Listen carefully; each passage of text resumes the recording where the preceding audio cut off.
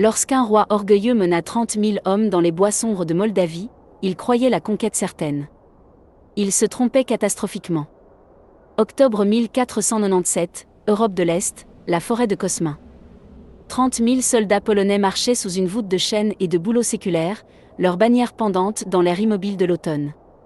Depuis 3 jours, ils s'étaient enfoncés plus profondément en territoire moldave, suivant des sentiers forestiers étroits où les racines des arbres se tordaient comme des griffes et où le brouillard s'accrochait à la terre comme de la buée sur un verre froid.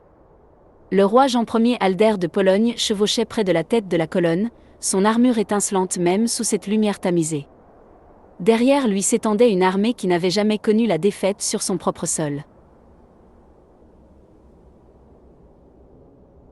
Des chevaliers en armure de plate, de l'infanterie armée de piques et d'arbalètes, des chariots d'artillerie peinant dans la boue, et des trains de ravitaillement gémissant sous le poids d'une campagne prévue pour durer des mois. Ils étaient venus pour conquérir. Ils étaient venus placer une marionnette sur le trône de Moldavie et transformer cette principauté obstinée en un vassal de la Pologne. Ils étaient venus avec une force écrasante et une confiance royale. Mais la forêt était silencieuse. Aucun oiseau ne chantait. Aucun paysan ne fuyait à leur approche. Seul le grincement des roues des chariots et le cliquetis des harnais rompaient le silence. Les hommes commencèrent à chuchoter. Certains disaient que les bois eux-mêmes étaient maudits. D'autres disaient que le voïvode moldave Étienne III s'était enfui vers le sud, vers la frontière ottomane, abandonnant sa patrie pour sauver sa peau. Ils avaient tort sur les 2 points.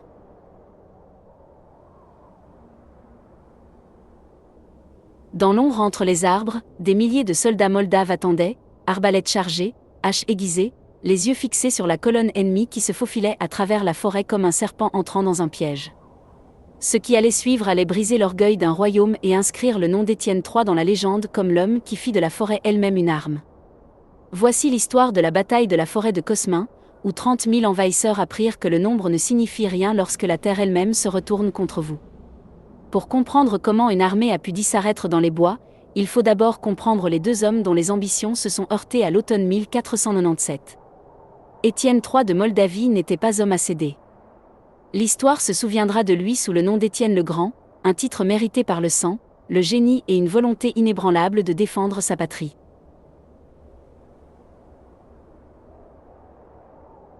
Pendant 43 ans, il avait dirigé la principauté coincée entre le royaume de Hongrie, le royaume de Pologne et l'Empire ottoman en pleine expansion. Là où d'autres souverains pliaient le genou et payaient tribut, Étienne se battait. Là où la diplomatie dictait la soumission, il choisissait le défi. Ses victoires contre les Ottomans avaient fait de lui une légende. Un prince chrétien qui tenait la frontière quand d'autres s'effondraient. Un tacticien qui transformait la géographie en allié et utilisait la vitesse, le terrain et la surprise pour vaincre des armées 5 fois supérieures à la sienne. Il était maintenant au milieu de la soixantaine, marqué par le temps et les cicatrices. Mais son esprit restait vif et son emprise sur le pouvoir absolu. La Moldavie elle-même était un prix qui valait la peine de se battre. La principauté contrôlait des routes commerciales vitales reliant la mer Noire à l'Europe centrale. Ses forteresses gardaient les cols de montagne. Ses champs produisaient du grain et ses forêts du bois.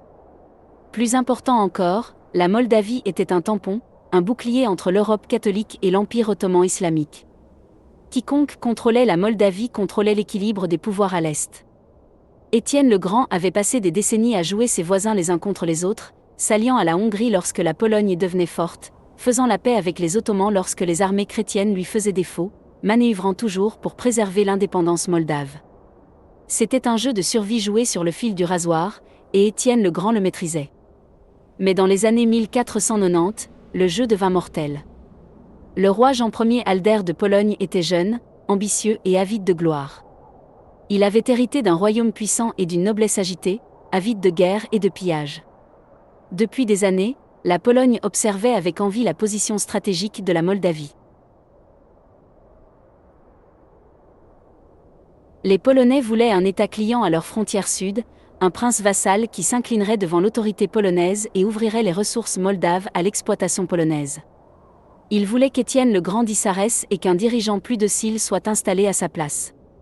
Jean Albert vit une opportunité de faire ses preuves, d'étendre la puissance polonaise et d'assurer l'héritage de sa dynastie.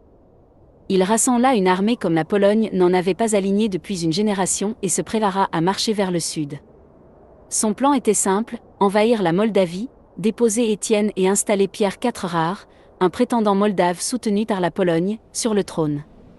Le roi polonais croyait qu'une force écrasante garantirait le succès. Il rassembla 30 000 hommes, la fine fleur de la chevalerie polonaise, une infanterie aguerrie, des ingénieurs de siège et suffisamment de ravitaillement pour soutenir une longue campagne. C'était une armée assez grande pour écraser toute résistance moldave. C'est du moins ce qu'il croyait. Mais Jean Ier Alder commit une erreur fatale. Il sous-estima l'homme qu'il cherchait à détruire. Étienne le Grand avait déjà affronté de plus grandes armées. Il avait combattu des sultans ottomans et des rois hongrois. Il avait appris que la bataille rangée contre une force supérieure était un suicide. Au lieu de cela, il maîtrisait l'art de la campagne défensive, attirant les ennemis profondément en territoire hostile, étirant leurs lignes de ravitaillement, harcelant leurs flancs et ne frappant que lorsque le moment était parfait. Il connaissait chaque rivière, chaque vallée, chaque sentier forestier de Moldavie. Il savait où se battre et où disparaître dans les collines. Et il savait que la forêt de Cosmin, dense, sans piste et immense, était le terrain de mort idéal pour un envahisseur trop confiant. Fin septembre 1497, les éclaireurs polonais rapportèrent que l'armée moldave avait abandonné la frontière nord. Les forces d'Étienne s'étaient retirées vers le sud, fuyant apparemment vers la frontière ottomane. Les commandants polonais célébrèrent. La route vers la capitale moldave, Suceava, était ouverte. La victoire semblait inévitable. C'était un mensonge. Étienne le Grand n'avait pas fui. Il s'était simplement écarté pour laisser l'ennemi entrer dans le piège. L'invasion polonaise commença sérieusement début octobre.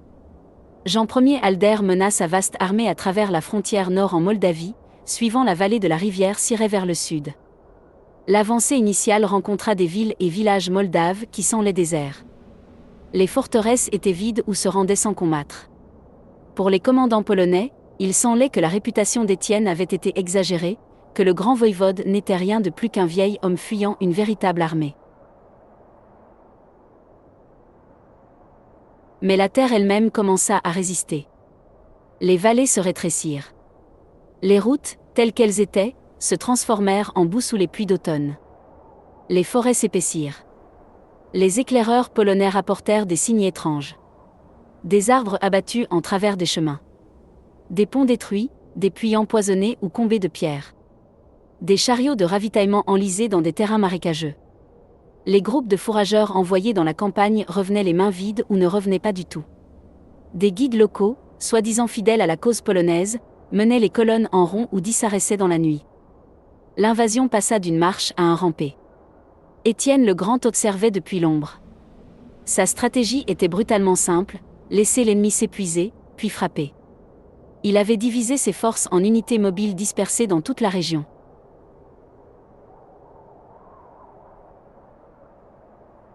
Ces bandes, comptant de quelques douzaines à plusieurs centaines d'hommes, harcelaient constamment l'armée polonaise. Ils attaquaient les trains de ravitaillement, tendaient des embuscades aux éclaireurs, isolaient les traînards et disparaissaient avant que la cavalerie polonaise ne puisse réagir. Ils brûlaient les villages devant l'avancée ennemie, détruisant tout ce qui pouvait nourrir ou abriter les envahisseurs. Ils répandaient des rumeurs et de faux renseignements, semant la confusion et la méfiance parmi les commandants polonais. À la mi-octobre, Jean Ier Alder réalisa qu'il était entré dans un cauchemar. Son armée, bien qu'encore puissante, était étirée sur des kilomètres de routes forestières. Les vivres s'épuisaient. Le moral s'effritait. L'hiver arrivait et la campagne était loin d'être terminée. Il avait besoin d'une victoire décisive. Quelque chose pour justifier l'invasion et restaurer la confiance de ses soldats. Il choisit de pousser vers Suceava, la capitale moldave, croyant que la prise de la ville forcerait Étienne le Grand à se rendre ou à fuir. Pour atteindre Suceava, l'armée polonaise devait traverser la forêt de Cosmin. La forêt était ancienne et vaste, couvrant des centaines de kilomètres carrés de collines et de vallées fluviales. Les arbres poussaient drus et hauts, leurs branches s'entrelaçant au-dessus des têtes pour créer un crépuscule perpétuel, même à midi. Les sous-bois étaient denses, épines, ronces, troncs tombés et ravins cachés. Il y avait peu de routes dignes de ce nom, seulement des pistes étroites utilisées par les bûcherons et les chasseurs. Pour une armée de 30 000 hommes avec des chariots, de l'artillerie et des chevaux, c'était un cauchemar logistique. Étienne le Grand le savait. Il avait grandi dans ces bois. Il y avait chassé étant enfant et y avait mené des campagnes étant jeune homme. Il connaissait chaque clairière, chaque crête, chaque ruisseau. Et il savait qu'une armée piégée dans la forêt, étirée en colonne et incapable de se déployer, était une armée attendant la mort. Il choisit son terrain avec soin. La route principale polonaise à travers la forêt suivait une série de vallées étroites et de crêtes boisées. Étienne le Grand positionna ses forces le long des hauteurs de chaque côté du chemin, cachés parmi les arbres. Ses hommes creusèrent des tranchées peu profondes et construisirent des barricades basses avec des troncs et des pierres, créant des positions dissimulées qui surplombaient le sentier en contrebas. Il plaça des archers et des arbalétriers en groupe avec ordre de ne pas tirer tant que l'ennemi ne serait pas totalement engagé. Il stationna des unités de cavalerie au point clé, prêtes à couper la retraite ou à charger dans les brèches, et il attendit. Les soldats moldaves savaient ce qui allait arriver. Beaucoup étaient des vétérans des guerres précédentes d'Étienne.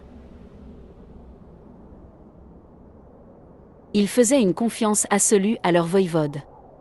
Ils l'avaient vu transformer des batailles désespérées en victoires grâce à la patience, au terrain et au timing. Ils s'installèrent à leur position avec une détermination sombre, vérifiant les cordes des arcs, aiguisant les lames et surveillant les sentiers forestiers pour les premiers signes de l'ennemi. Le 25 octobre, l'avant-garde polonaise entra dans la forêt de Kosmin. La colonne principale suivit le lendemain, s'étirant sur des kilomètres le long des routes forestières étroites. Les chariots d'artillerie grinçaient dans la boue. Les chevaliers en armure lourde chevauchaient en groupe, incapables de voir à plus de quelques dizaines de mètres dans n'importe quelle direction. L'infanterie marchait en formation lâche, les yeux dardant nerveusement vers l'orée des arbres. La forêt se referma sur eux comme un poing. Et puis la forêt prit vie. 26 octobre 1497. Matin. L'attaque commença sans avertissement.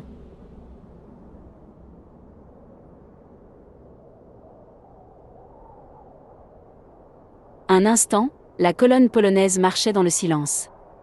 L'instant d'après, l'air s'emplit du sifflement des flèches et du claquement des carreaux d'arbalète. Les archers moldaves cachés parmi les arbres des deux côtés du sentier déchaînèrent volée après volée dans les rangs ennemis serrés. Les hommes hurlaient. Les chevaux se cabraient et s'emballaient. Les officiers criaient des ordres que personne ne pouvait entendre dans le chaos. Les soldats polonais se ruaient pour se mettre à couvert, mais il n'y avait nulle part où se cacher. Le chemin forestier était étroit, bordé par des sous-bois épais et des pentes raides. Les hommes trébuchaient les uns sur les autres, essayant de former des lignes défensives tandis que les projectiles pleuvaient depuis les crêtes au-dessus. Les chevaliers en armure de plate se retrouvèrent inutiles.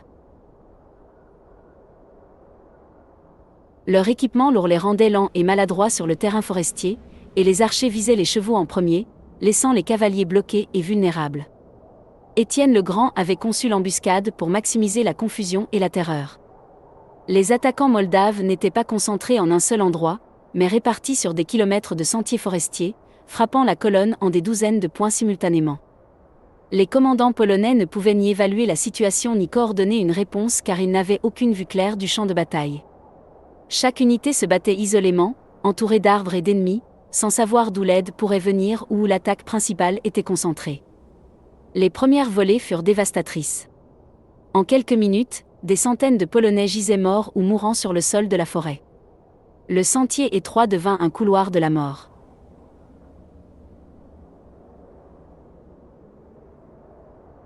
Les hommes poussaient vers l'avant, essayant d'échapper aux flèches, pour ensuite heurter ceux qui étaient devant. Les hommes faisaient demi-tour pour trouver le chemin derrière eux bloqué par des chevaux tombés et des chariots renversés. Certains essayèrent de grimper les pentes vers les archers, mais les sous-bois les ralentissaient et en faisaient des cibles faciles.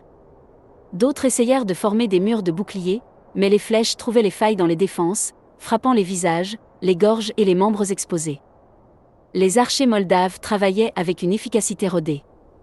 Ils ne gaspillaient pas de flèches. Chaque tir était visé, chaque volée chronométrée pour maximiser les dégâts. Lorsqu'une position manquait de munitions, une autre prenait le relais, assurant que les Polonais n'aient jamais un moment de répit. Les commandants positionnés sur les crêtes pouvaient voir toute la colonne, leur permettant de diriger le feu là où la résistance se durcissait ou là où la confusion se répandait. À mesure que la matinée avançait, le massacre s'intensifia. L'infanterie moldave émergea des sous-bois, brandissant haches et lances, abattant les soldats polonais qui tentaient de former des murs de boucliers ou de battre en retraite. Les Moldaves se battaient avec une efficacité sauvage, ciblant les officiers et les porte-étendards en premier pour semer la panique. Chaque fois qu'une unité polonaise parvenait à organiser une contre-attaque, les Moldaves se fondaient à nouveau dans la forêt pour réapparaître ailleurs quelques instants plus tard. Les chevaliers polonais tentèrent plusieurs charges désespérées vers les crêtes. De lourds destriers de guerre s'écrasaient à travers les broussailles. Les cavaliers criaient des cris de guerre. Lances levées. Mais la forêt les trahit. Des ravins cachés faisaient chuter les chevaux. Des branches basses balayaient les cavaliers de leurs selles. Les racines des arbres piégeaient les sabots. Les rares qui atteignirent le sommet se retrouvèrent face à des lanciers moldaves dans des positions préparées. Des hommes qui connaissaient le terrain et combattaient avec une discipline coordonnée. Les chevaliers, isolés et démontés, furent encerclés et tués. Leur armure coûteuse fut retirée de leur corps et ajoutée aux piles croissantes d'équipements capturés. L'infanterie polonaise ne s'en sortit pas mieux. Quand ils essayaient d'avancer, les archers les clouaient au sol. Quand ils essayaient de reculer, ils trouvaient les chemins bloqués. Quand ils essayaient de tenir leur position, les attaquants moldaves frappaient de multiples directions, les forçant à abandonner leur formation et à se disperser. Certaines unités polonaises réussirent de brefs moments de résistance organisée, formant des cercles, érigeant des barricades de fortune, combattant avec un courage désespéré. Mais ces poches furent systématiquement isolées et écrasées. L'impact psychologique était aussi mortel que les flèches. Les soldats polonais étaient entrés dans la forêt en s'attendant à marcher vers une victoire facile. Au lieu de cela, ils se retrouvaient piégés dans un cauchemar où l'ennemi était partout et nulle part, où chaque arbre pouvait cacher la mort, où leur nombre et leur équipement ne signifiaient rien. La peur se répandit plus vite que le feu. Des hommes qui n'avaient jamais fui une bataille jetaient maintenant leurs armes et couraient aveuglément dans les bois, préférant tenter leur chance seuls plutôt que de mourir dans le couloir de la mort du sentier forestier. L'artillerie polonaise, qui devait pilonner les forteresses moldaves, devint un handicap. Les lourds canons ne pouvaient être ni visés ni tirés dans les bois denses et leurs équipages devinrent des cibles faciles pour les archers. Les chariots bloquaient les chemins étroits, créant des goulots d'étranglement où hommes et chevaux s'écrasaient les uns contre les autres dans une confusion impuissante.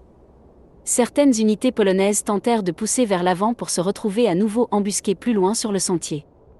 D'autres essayèrent de battre en retraite pour découvrir que le chemin du retour était désormais tenu par les forces moldaves. Le roi Jean Ier Alder, chevauchant près du centre de la colonne, réalisa avec une horreur croissante que son armée se faisait détruire petit à petit. Il ordonna à ses chevaliers de charger les crêtes et de chasser les attaquants. Mais le terrain forestier rendait les charges montées impossibles. Les chevaux trébuchaient sur les racines et les troncs tombés. Les chevaliers s'écrasaient à travers les sous-bois pour trouver l'ennemi parti, se repliant plus profondément dans les bois. Les quelques charges réussies atteignirent les sommets des crêtes pour être accueillis par des lanciers moldaves qui retournèrent l'élan des chevaliers contre eux, tirant les cavaliers de leurs selles et les tuant dans un brutal combat rapproché. À la mi-journée, l'armée polonaise n'était plus une force organisée. Elle s'était fracturée en groupes isolés, chacun luttant pour sa survie, chacun ignorant ce qui se passait ailleurs. Certaines unités tenaient ensemble sous des officiers forts, formant des cercles défensifs et repoussant des attaques répétées. D'autres rompirent entièrement, les soldats jetant leurs armes et fuyant aveuglément dans la forêt pour être traqués par la cavalerie moldave ou les paysans locaux avides de vengeance et de pillage. Étienne le Grand se déplaçait parmi ses troupes, dirigeant l'assaut avec une précision froide. Il n'avait pas besoin de s'exposer ou d'exposer ses hommes inutilement. La forêt faisait la moitié du travail, et le propre nombre des Polonais jouait contre eux. En terrain découvert, 30 000 hommes auraient été une force écrasante. Ici, sur les sentiers forestiers étroits, ils étaient simplement 30 000 cibles. L'après-midi, le brouillard s'épaissit. L'armée polonaise, déjà vacillante, faisait maintenant face à une nouvelle horreur. Ils étaient encerclés. Les forces moldaves contrôlaient les crêtes, les sentiers devant et les sentiers derrière. Il n'y avait pas d'issue, pas de direction sûre. La panique se répandit comme une traînée de poudre. Les hommes abandonnèrent leurs unités et se dispersèrent dans les bois, espérant trouver une sortie individuellement. La plupart n'y parvinrent pas. La forêt devint un labyrinthe de mort où chaque chemin semblait mener à une autre embuscade. Chaque clairière abritait un autre groupe de soldats moldaves.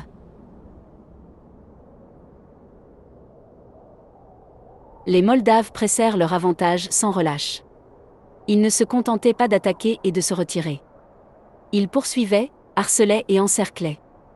Lorsque les unités polonaises tentaient de se regrouper, les archers moldaves les décimaient à distance. Lorsque les chevaliers polonais tentaient de former un périmètre défensif, l'infanterie moldave frappait de multiples directions, forçant les défenseurs à diviser leur attention et à affaiblir leurs lignes. Les attaques étaient coordonnées, mais sans laissant fin, comme si la forêt elle-même engendrait des ennemis. Le roi Jean Ier Alder tenta de rallier ses hommes à plusieurs reprises. Il chevauchait à travers le chaos, criant des encouragements, essayant d'imposer de l'ordre à la colonne en désintégration. Sa garde personnelle se battit bravement, abattant les attaquants moldaves et protégeant leur roi. Mais même l'autorité royale ne pouvait inverser l'effondrement.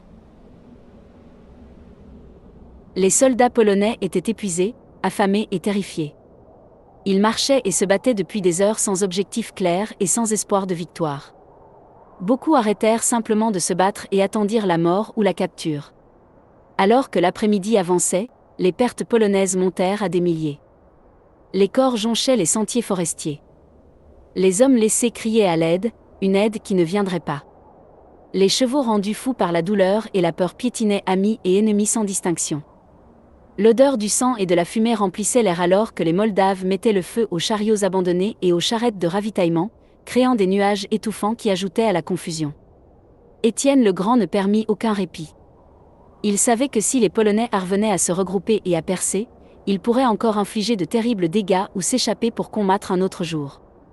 Le but était la destruction totale.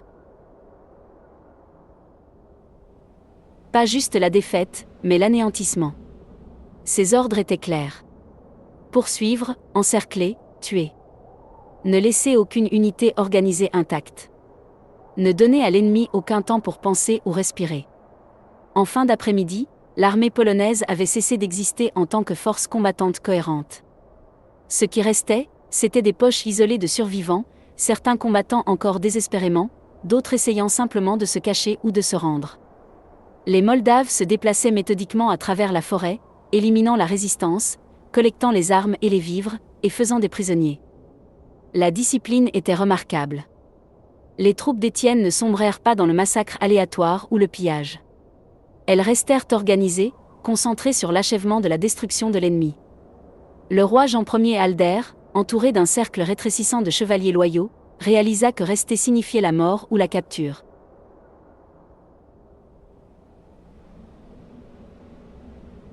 Avec une grande réticence, il ordonna à ses gardes de se frayer un chemin à travers les lignes moldaves. Dans une charge de cavalerie désespérée, le roi et quelques centaines de survivants fracassèrent un point faible de l'encerclement et s'enfuirent vers le nord, laissant derrière eux le gros de l'armée à son sort. C'était une retraite humiliante, mais elle sauva la vie du roi. La poursuite moldave fut sauvage, mais contrôlée. Étienne le Grand envoya des unités de cavalerie pour harceler les Polonais en fuite, abattant les traînards et empêchant toute tentative de regroupement. Mais il n'engagea pas toute sa force dans la chasse. Son objectif principal, la destruction de la force d'invasion polonaise, était déjà accompli. Les survivants pourraient raconter ce qui s'était passé dans la forêt de Kosmin, et cette terreur vaudrait plus que quelques prisonniers supplémentaires. La nuit tomba sur la forêt de Kosmin, mais la tuerie continua. L'obscurité n'apporta aucune pitié.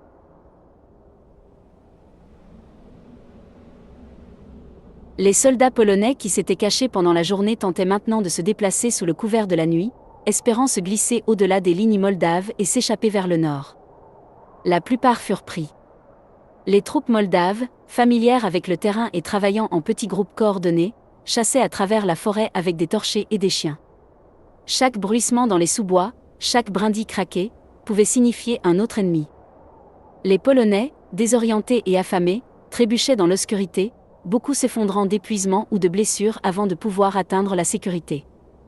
Les paysans moldaves locaux se joignirent à la traque. Armés d'outils agricoles, de haches et d'armes de fortune, ils descendirent sur la forêt, avides de se venger de l'invasion et de réclamer tout butin qu'ils pourraient trouver. Ils connaissaient les bois bien mieux que les soldats polonais et ne montrèrent aucune pitié. Les récits racontent que des Polonais capturés furent dépouillés de leur armure et de leurs biens, attachés aux arbres et laissés geler dans la nuit d'automne. D'autres furent tués sur le coup. Les paysans voyaient cela comme une justice. Les envahisseurs étaient venus pour asservir la Moldavie, et maintenant ils en payaient le prix. Lorsque l'aube se leva le 27 octobre, l'étendue du désastre devint claire. L'armée polonaise avait été totalement détruite. Des milliers gisaient morts dans la forêt. Des milliers d'autres avaient été capturés, y compris de nombreux chevaliers et nobles qui rapporteraient une rançon. L'artillerie, le train de ravitaillement, l'équipement de siège, tout était aux mains des Moldaves. Les bannières qui avaient flotté fièrement au-dessus des colonnes polonaises gisaient maintenant piétinées dans la boue ou pendaient aux lances moldaves comme trophées. Étienne le Grand chevaucha à travers le champ de bataille aux premières lueurs. Il inspecta les décombres sans joie ni triomphe. Ce n'était pas un sport. C'était de la survie. L'invasion avait été écrasée, mais le coût pour la Moldavie avait aussi été élevé, et il y aurait des conséquences. La Pologne n'oublierait pas cette humiliation. La Hongrie pourrait voir de la faiblesse et une opportunité. Les Ottomans, toujours aux aguets, recalculeraient leur approche envers cette principauté obstinée. Mais pour l'instant, pour ce moment, la Moldavie avait gagné. La forêt avait fait son œuvre. Les prisonniers furent conduits vers le sud, vers les forteresses moldaves. Beaucoup resteraient en captivité pendant des années, attendant une rançon qui ne viendrait peut-être jamais. Les morts furent laissés là où ils étaient tombés, trop nombreux pour être enterrés, éparpillés sur des kilomètres de forêt. Dans les semaines qui suivirent, les charognards et les loups festoyèrent. La forêt reprit le champ de bataille et les arbres se dressèrent silencieux une fois de plus, comme si 30 000 hommes n'avaient jamais marché sous leurs branches. Le roi Jean Ier Alder atteignit la frontière moldave avec moins de 2000 hommes. Son armure était bosselée, son orgueil brisé, son armée anéantie. Les survivants étaient une collection de soldats en lambeaux et hantés, qui avaient vu leurs camarades abattus dans les embuscades forestières sans fin. Ils parlaient en chuchotant du voïvode moldave qui avait fait de la forêt elle-même une arme, d'archers qui apparaissaient et disparaissaient comme des fantômes, du massacre implacable et méthodique qui avait consumé l'une des meilleures armées d'Europe. La nouvelle du désastre se répandit rapidement en Pologne. Il y eut choc et incrédulité.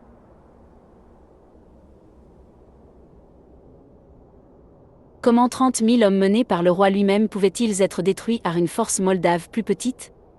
Comment l'invasion destinée à sécuriser la frontière sud de la Pologne pouvait-elle se terminer en défaite catastrophique ? Les nobles qui avaient soutenu la campagne prenaient maintenant leur distance. Les rivaux politiques encerclaient le roi. La réputation de Jean Ier Alder ne s'en remit jamais. Il passerait le reste de son bref règne à gérer les conséquences de la forêt de Cosmin, mourant à peine 4 ans plus tard. Ses rêves de gloire remplacés par le cauchemar de ce jour d'octobre. Étienne le Grand retourna à Suceava en triomphe. Son peuple l'acclama comme un sauveur. Le voïvode qui avait repoussé encore un autre envahisseur, qui avait défendu l'indépendance moldave contre des probabilités écrasantes. Les églises sonnèrent leurs cloches en célébration. Les nobles qui avaient douté de lui renouvelèrent leur loyauté.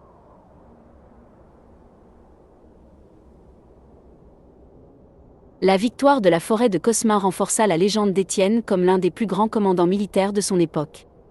Un homme qui comprenait que les batailles ne se gagnent pas seulement avec des épées, mais avec le terrain, le timing et la volonté de survivre à son ennemi. Le champ de bataille resta hanté pendant des générations. Les légendes locales parlaient de soldats polonais fantomatiques errant sur les sentiers forestiers, cherchant un chemin vers la maison qui n'existait plus. La forêt de Cosmin devint un symbole, un endroit où l'orgueil rencontra la réalité, où une armée imparable apprit que le nombre ne signifie rien quand la terre elle-même se soulève contre vous. Dans les conséquences immédiates, Étienne le Grand sécurisa ses frontières et envoya des messages à ses voisins, indiquant clairement que la Moldavie ne tolérerait pas d'invasion.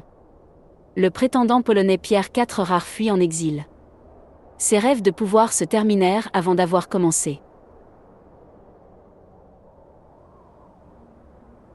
L'équilibre des pouvoirs en Europe de l'Est changea subtilement mais significativement. La Moldavie resta indépendante, une épine dans le pied des empires, invaincue et défiante.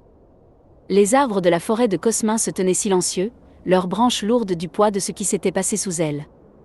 Le voïvode avait transformé la nature elle-même en arme, et 30 000 hommes avaient appris trop tard que certains endroits ne sont pas faits pour être conquis. Lorsque le dernier prisonnier polonais fut conduit vers le sud et que les derniers feux s'éteignirent parmi les arbres, la forêt de Cosmin retourna au silence. Les charognards travaillèrent tout l'hiver, dépouillant les corps de tout ce qui avait de la valeur. Au printemps, la pluie et la putréfaction avaient effacé la plupart des signes du massacre. Les arbres poussèrent sur les tombes. Les sentiers autrefois encombrés par les mourants ne portaient à nouveau que des chasseurs et des bûcherons. Mais le souvenir demeura. Étienne le Grand avait accompli l'impossible. Avec une force plus petite, un équipement inférieur et aucun espoir de renfort, il avait détruit l'une des armées les plus puissantes d'Europe. Il ne l'avait pas fait par la force brute, mais par l'intelligence, la préparation et une connaissance intime de la géographie de sa patrie. La bataille de la forêt de Cosmin devint un exemple d'école de la guerre défensive. Comment utiliser le terrain, la patience et la mobilité pour vaincre un ennemi supérieur. Pour la Pologne, la forêt de Cosmin fut une blessure qui ne guérit jamais totalement. La perte de tant de nobles et de soldats affaiblit le royaume politiquement et militairement. L'autorité du roi Jean Ier Alder s'évapora. Ses successeurs apprirent la leçon. La Moldavie sous Étienne le Grand n'était pas à prendre à la légère. Aucune armée polonaise ne tenterait une autre invasion du vivant d'Étienne. Pour la Moldavie, la victoire acheta du temps. De précieuses années d'indépendance dans une région où les petits États étaient constamment dévorés par de plus grands voisins. Étienne le Grand régna encore 7 ans après la forêt de Cosmin, mourant en 1504 à l'âge de 73 ans, ayant défendu sa principauté contre les Ottomans, les Hongrois et les Polonais pendant près d'un demi-siècle. Son héritage était une nation qui avait refusé de s'incliner, un peuple qui avait appris que le courage et la ruse pouvaient surmonter même les probabilités les plus écrasantes. La forêt de Cosmin se dresse aujourd'hui, bien diminuée, mais toujours présente. Ces arbres anciens indifférents au sang autrefois versé sous leurs branches. La bataille qui s'y est déroulée en octobre 1497 est rappelée par les historiens comme l'une des grandes embuscades de la guerre médiévale. Un moment où l'ambition d'un roi rencontra la réalité d'une forêt et où la forêt gagna. Dans le silence qui suivit la dernière retraite polonaise, le sort des nations avait été décidé. Les défenseurs avaient tenu bon. La forêt ne céderait pas. Et le voïvode qui l'avait permis gagna sa place parmi les légendes d'un continent qui n'oublierait jamais le jour où une armée entra dans les bois et disparut.